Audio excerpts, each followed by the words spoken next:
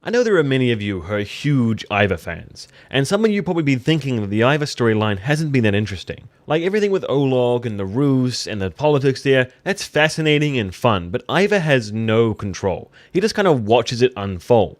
He's been humbled and sidelined from his defeat, so he's not the focal point of the story anymore. But from the looks of this episode 5 preview, all of that's about to change. We were traveling along the Silk Road. Why did you come back so early? We learned that someone else was staying with the Rus. Iver.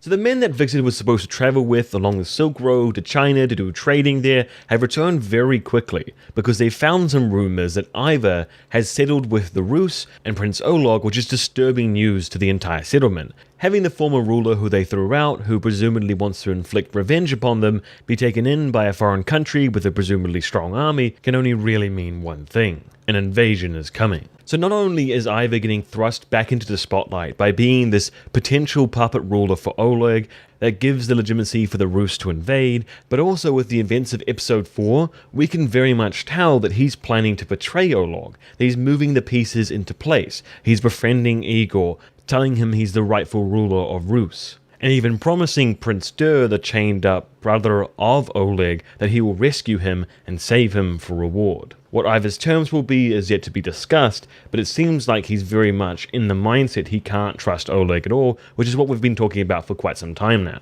It'll be so interesting to see how Uber and the other people in Kattegat kind of react to the idea of Iver being back in their lives again and his threat kind of returning, because they were quite dismissive of him, not really thinking about him at all, kind of focusing on the future, but now that problem's kind of circled back to them again. Perhaps Viksid wasn't as crazy as he looked. You have to kill Iver.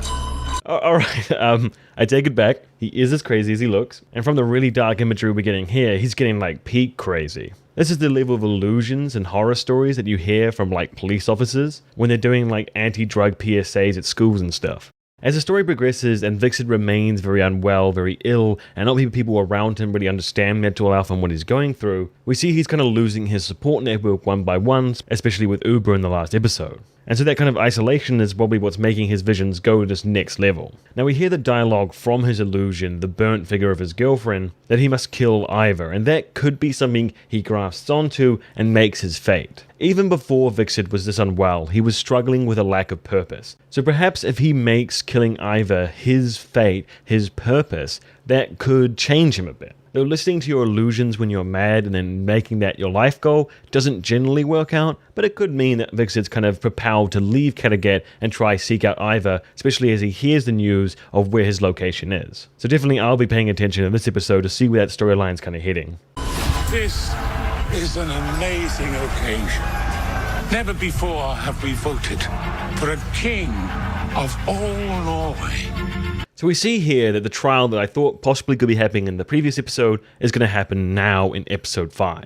Olaf has convinced most of the petty lords and kings across Norway to gather together to elect one leader. From the cheering crowds and the excited people, this is quite the affair, and it's brought together a lot of different people from across the nation. It does give you a strong indication of how influential Olaf can be, that he can get so many people excited about such a radical and new idea. I'm sure most of these petty kings and lords have the idea that they could possibly aim for this position themselves. So even though it seems with Olaf's support and Harald maybe backing Bejorn that he should just step into the role quite easily, I'm sure there'd be quite a lot of back and forwards of hopefuls trying to make the position theirs. However, from the very first episode we ever meet Harald, we hear of his ambition and dream to become king of all Norway. Throughout every season he's been a part of Vikings, that has been a key feature of what he has dreamed about, what he has wanted to achieve. And now, for the first time ever, it looks like the world is about to make that happen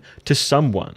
And he's on the stage right there. The wildest accomplishment that requires so much coordination and work between people who have never done it before is finally happening, and he's just like one step away from taking that dream and making it reality. But he's lost his kingdom, he's been a prisoner for months, maybe even longer now, and Bjorn is clearly in the place to take this rule for himself. So will Harald be able to manifest his dream in this situation? Will he be forced to back Bjorn and delay his ascension to the throne yet again?